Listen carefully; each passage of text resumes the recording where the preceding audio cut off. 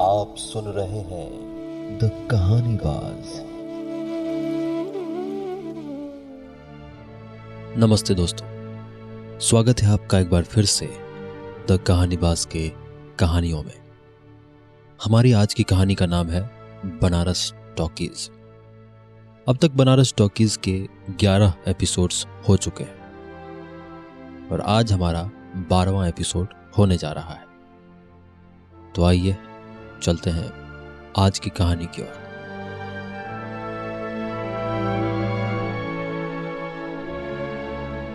भगवान दास हॉस्टल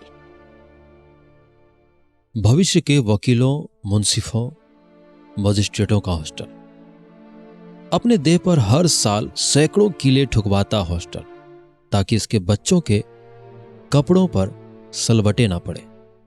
अपनी छाती को खेल का मैदान बनाता हॉस्टल, ताकि इसके बच्चों पर पढ़ाई का दबाव ना बढ़े। रात भर हाई मास्ट लैंप की रोशनी में जागता हॉस्टल, ताकि इसके बच्चों की नींद में खलल ना पड़े।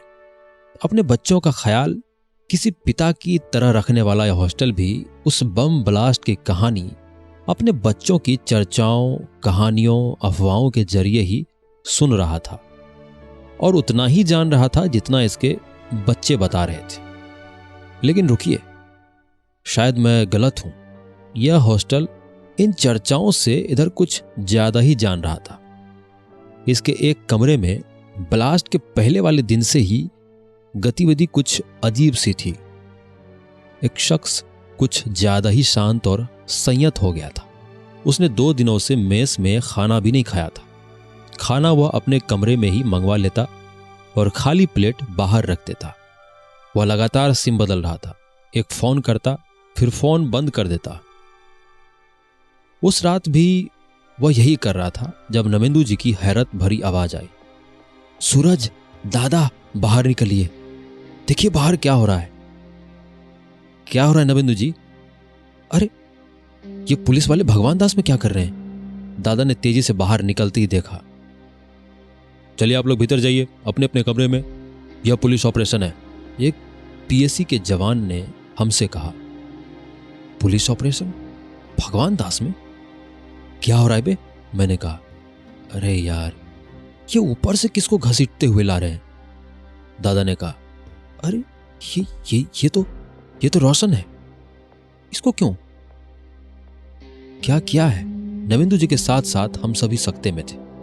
दोनों हाथों को पीछे मोड़े हुए गर्दन से पकड़कर 2 पुलिस वालों ने रोशन को पीएससी वैन की पिछली सीट पर डाला और 2 मिनट के भीतर ही अपना काम खत्म कर लौट गए और सदमे में छोड़ गए पूरे भगवान दास हॉस्टल को। क्या, क्यों, किस लिए जैसे सवालों के साथ हम सभी स्टूडेंट्स मुरली सर के पास गए। मुरली सर हमारे डीन के साथ बाहर ही खड़े थे, लेकिन उन्होंने कुछ भी कहने से इनकार करते हुए यह कहकर टाल दिया कि यह पुलिस ऑपरेशन था, इसीलिए उन्हें भी कुछ पता नहीं। धीरे धीरे वार्डन रूम के पास भी भीड़ छटने लगी और हम भी कुछ पता न लगता देख अपने कमरे में वापस आ गए। क्या किया है रोशन? नवेंदु जी ने पूछा। आप बेहतर बता सकते हैं, मैंने नवेंदु जी से पूछा। हम कैसे बता सकते हैं? आजकल 4-6 महीने से तो बात भी नहीं करता था, बस आते जाते नमस्कार कर दिया, यही बहुत था, नवेंदु जी ने धीमी आवाज में कहा। रात के 9 बजे पुलिस का ऑपरेशन था। कुछ गड़बड़ है, भारी गड़बड़, दादा ने कहा। रात काफी हो गई है, चलो सोते हैं, कल तक कुछ पता चले, नवेंदु जी ने कहा और रूम से निकल गए।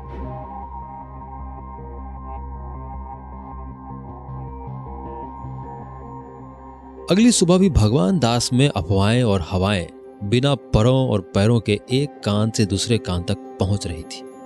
जितने मुंह उतनी कहानियां सुनने में आ रही थी। इन्हीं अफवाहों के बीच हम जब अगले दिन फैकल्टी में क्लास कर रहे थे, तब यह भी सुनने में आया कि वार्डन की मौजूदगी में रोशन चौधरी के कमरे की तलाशी भी ली गई और उसके कमरे को सील कर दिया गया है। घटना के बीते आज तीसरी रात थी। प्रोजेक्ट और प्रेजेंटेशन के दबाव ने और कुछ भी सोचने पर पर्दा डाल दिया था। अखबारों में भी इस बाबत जब कोई खबर नहीं बनी तो हमने उस अफवाह को सही मान लिया, जिसके मुताबिक रोशन की धरपकड़ अपने गांव के किसी मुकदमे के सिलसिले में हुई है। उस रात भी शिखा से बातें करते और प्रोजेक्ट बनाते जाने नींद कब आ गई पता ही नहीं चला। दरवाजे पर किसी जोर की दस्तक से नींद खुली। कौन है बे? मैंने पूछा। प्रॉक्टर। उतनी ही तेजी से दूसरी तरफ से आवाज आई। प्रॉक्टर का नाम सुनते ही किसी भी हॉस्टलर की नसों में झुरझुरी दौड़ जाना स्वाभाविक बात थी। प्रॉक्टर यानी बीएचयू की अपनी security wing. Ex army officer से भरी इस विंग के सामने खड़े होने पर ही अच्छों के पसीने छूट जाते हैं। इनका काम ही इतनी बड़ी यूनिवर्सिटी में शांति बनाए रखना है। इतनी देर रात को प्रॉक्टर का आना इस बात का संकेत था कि सब कुछ ठीक नहीं है। कुछ था जो मुझे अजीब लग रहा था। दादा, प्रॉक्टर वाले आए हैं। रूम में हीटर तो नहीं है? मैंने धीरे से फुसफुसाते हुए कहा। नहीं, मगर रात को 3 बजे? क्या बात होगी? दरवाजा खोलो, दादा ने मुझसे कहा। जी कहिए, मैंने दरवाजा खोलते पूछा। अनुराग और सूरज, आप ही दोनों हैं? प्रॉक्टर गार्ड ने पूछा। जी हाँ, मगर बात क्या है? मैंने पूछा। आप लोगों को प्रॉक्टर ऑफिस चलना पड़ेगा, उसने कहा। अभी? इस वक्त? मैंने कहा। जी, हमने आपके वार्डन को बता दिया है और उनकी परमिशन भी ले ली है, चलिए, उसने कहा। रात में प्रॉक्टर की गाड़ी आने से कुछ लोगों की नींद खुल गई थी। अचानक ही हॉस्टल में होने वाली ऐसी गतिविधियों से सभी हतप्रभ थे। प्रॉक्टर की गाड़ी में ऐसे बैठना मुझे शर्मसार कर रहा था, वह भी तब जब सारी परिचित आंखें हमें एक अजीब नज़र से देख रही हो। खैर, बैठना हमारी मजबूरी थी। जयवर्धन भी अब तक जाग गया था, लेकिन इससे पहले कि वो हमसे कुछ पूछ पाता, गाड़ी प्रॉक्टर ऑफिस के लिए निकल चुकी थी।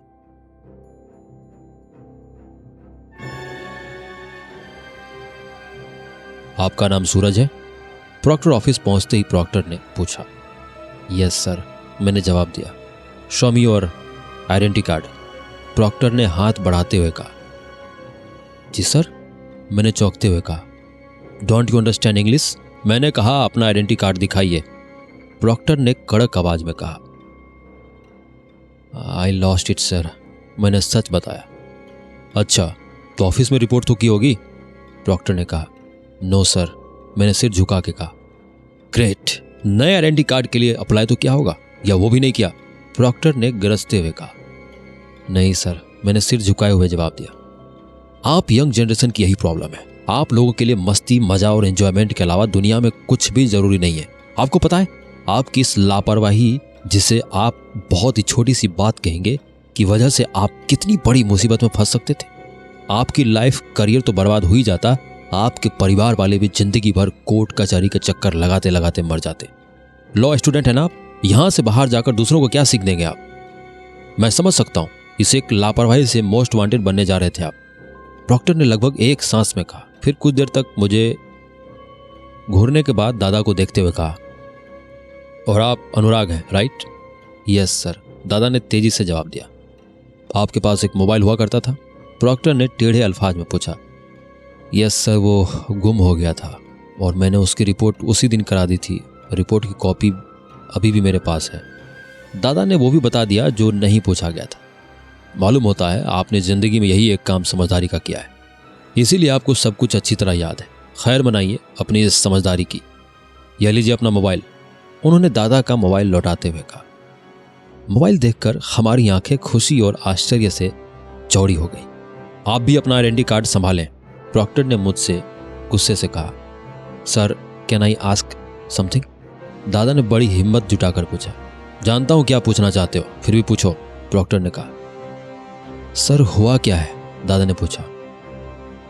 बहुत बुरा हुआ है और आप लोगों के साथ बहुत बुरा हो सकता था, लेकिन बस किस्मत से ही आप दोनों बच गए हैं। उसके बाद प्रॉक्टर ने जो बताया वो किसी ब्लास्ट से कम नहीं था। यह सपने में भी नहीं सोचा जा सकने वाला सदमा था। हम बस मुंह खोले सुनते रह गए। जब उन्होंने बात खत्म की तो मैं बस एक ही सवाल पूछ पाया। Sir, how can you trust us? No, I don't trust you. Even I am no one to interfere in this matter. यह एक पुलिस केस है। बम ब्लास्ट के सिलसिले में पुलिस ने रोशन को डिटेन किया था। उसी की निशानदेही पर यह सब बरामद हुआ है।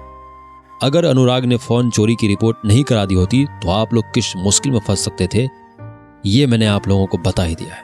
खैर चलिए, बोर होने वाली है, हॉस्टल जाइए और पढ़ाई पर ध्यान दीजिए और अपनी बजाज पल्सर को भी थोड़ा आराम दीजिए।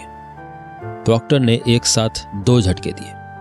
थैंक्स सर, हमने कहा और प्रॉक्टर ऑफिस से बाहर निकल आए। बाहर आते ही मैंने देखा कि मेरे मोबाइल पर शिखा के 10 मिस कॉल्स हैं।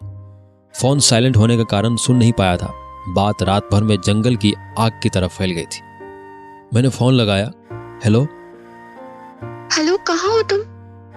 शिखा की आवाज की परेशानी साफ थी। मैं ठीक हूं, मैंने अनमना सा जवाब दिया। क्या हुआ है? तुम्हें प्रॉक्टर वाले क्यों ले गए? तुम ठीक तो हो ना? मुझे बहुत डर लग रहा है। शिखा रो रही थी।